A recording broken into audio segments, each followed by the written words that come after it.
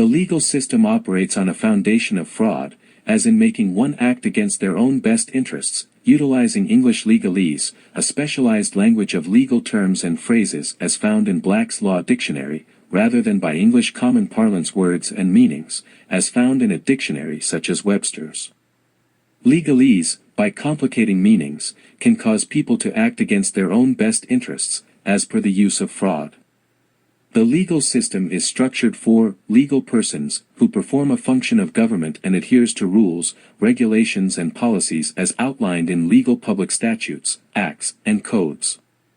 Legal cases are based upon precedent, the newest past judgments and magistrate opinions.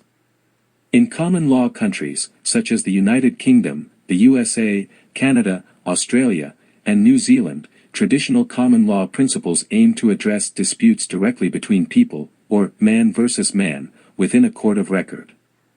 These cases focus on loss, to the wallet, injury, to property, or harm, to the body, as in a wrong that is to be righted and grounded in a long-standing of the unwritten customs and practices of each of those people.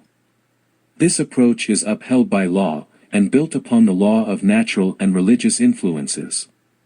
The sole purpose of those in government is to secure and protect the property of man, especially as all governments are corporations and with that, no corporation may cause harm to man. In this system, the term man is distinct from legal persons, a category that includes natural persons, individuals, corporations, or entities that bear specific limited legal rights, duties, and obligations. Part of the fraud here is the inference that the definitions of legal, lawful, illegal, and unlawful are the same, but in fact, they each have distinct different definitions. Legal complaints, for example, pertain to disputes among legal persons, whereas lawful claims apply directly to man, as only a man can make a claim, by swearing in by oath or affirmation. Interestingly, no legal statute, act, or code refers to the term man. Instead, they use only terms like person, individual, anyone, etc., all legally defined categories.